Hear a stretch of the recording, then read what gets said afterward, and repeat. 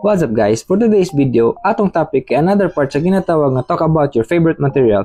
Karon kay mao na ni siya ang atoang part 2. But before ta mo proceed, if wala pa ka nakalanta sa part 1, ako masulti islantawan na lang po before or after aning nga video para makabalo ka ngano mao tong akong napili as usa sa akong mga favorite material sa pagdrawing ug portrait.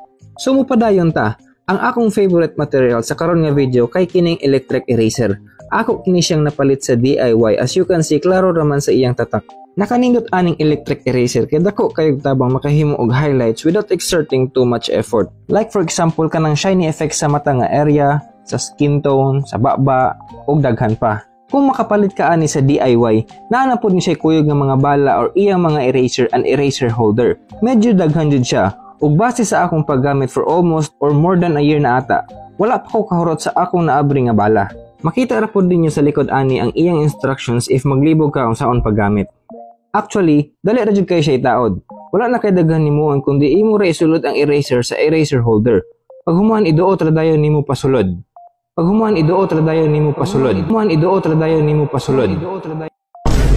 Bansay kay ko mo explain no. Bahala na mong sabot basta nakita bito sa video giunsan ako. Ug since electric eraser man ni, of course need ninyo battery duha ka buok na AAA para mo andar siya. So karon atong sulayan unsay agi niya ug unsa kasayon mohimo og highlights gamit ang electric eraser. Of course need tag papel. And na ako charcoal pencil diri nga soft. Kaning soft baga kayo ni siya agi or dark kayo ni siya. Naapod ko graphite pencil 2B para matest nato unsay agi niya sa lain-lain nga medium.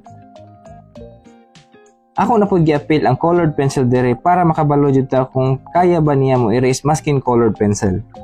Giuna na nako ang charcoal nga wala ra nako gi-blend ug mao ni iyang result.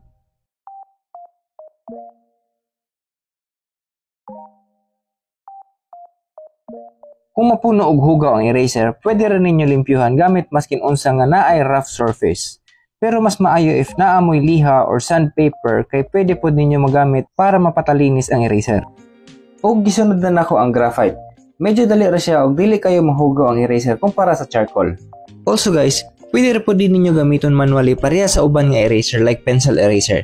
Dili pasabot kay electric, magsige na lang pod ninyo patuyokon kung magpala. Depende na lang dyan po sa inyong diskarte. Pinakaulahi kay ang colored. Almost the same siya sa charcoal palaon, medyo dugay o dali upilit ang color sa eraser. Most of the time, need jud limpyuhan ang eraser para mas effective po siya inugpala.